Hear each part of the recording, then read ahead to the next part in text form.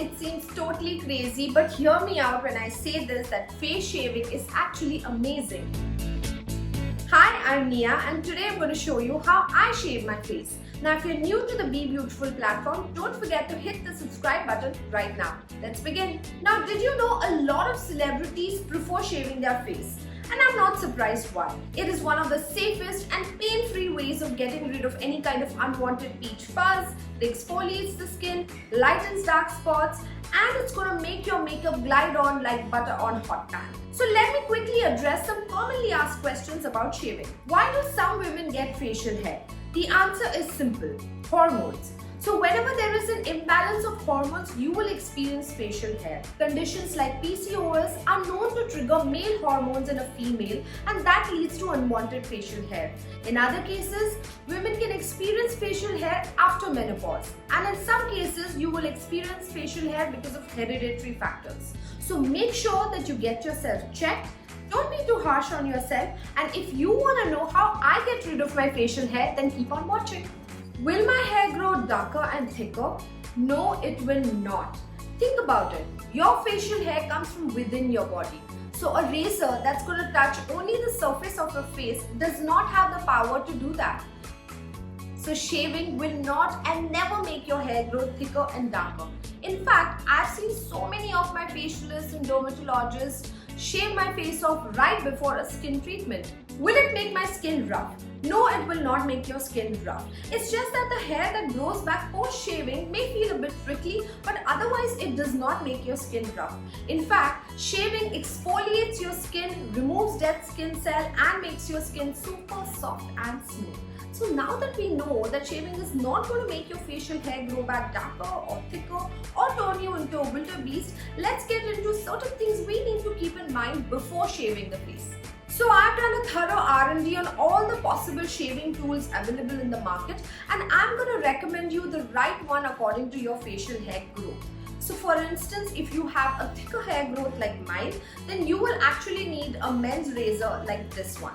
So I found this in the supermarket in the men's section. Don't be embarrassed. Feel free to go through those men's section.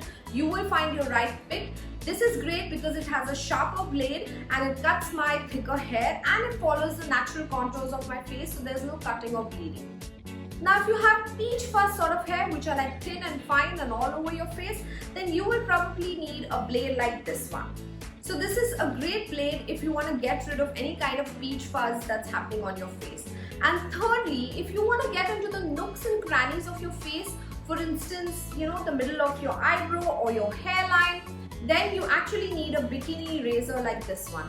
I recommend this because this has a shorter width, which means that it's going to get into those small areas of your face and it's not going to knock off what it's not supposed to knock off, because I still remember that one of the days I used a wider razor on the forehead area and I ended up knocking off some of my hair. Now I don't want that situation to happen with you guys, so pick the razor according to your hair growth.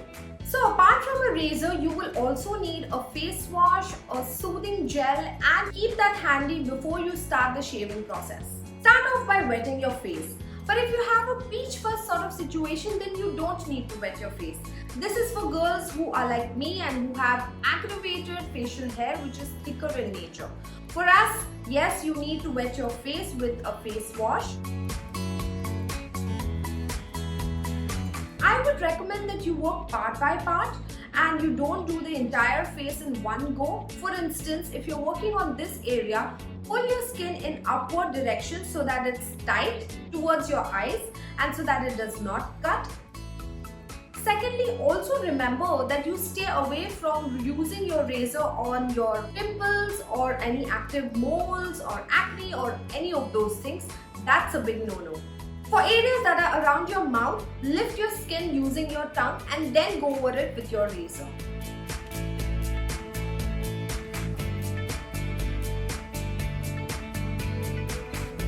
For areas like your neck and your jawline, bend a little backwards so you can see your hair growth and go in the direction of your hair growth. If you're afraid, don't be. Do a small patch test on your hand, maybe then you'll gain some confidence. And for areas like your forehead and your hairline, use a smaller width razor for a precise shape.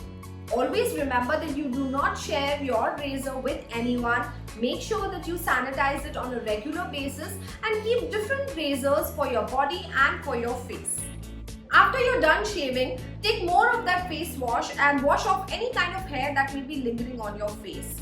After that, if you feel that you are done, actually you are not done. The aftercare is everything.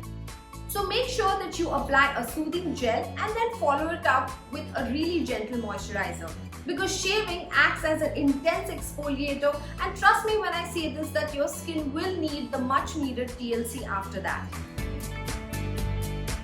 I hope this inspires you to shave your face. Take it from a woman who's had to deal with facial hair all her life. Instead of beating myself up for it, I decided to embrace it and deal with it. But I know the kind of humiliation, backlash and comments that women have to face on a daily basis because of unwanted facial hair. Just remember that you are beautiful with or without your facial hair, and don't let anyone tell you otherwise. Before I go, make sure to like, share and subscribe to Be Beautiful. Until next time, bye.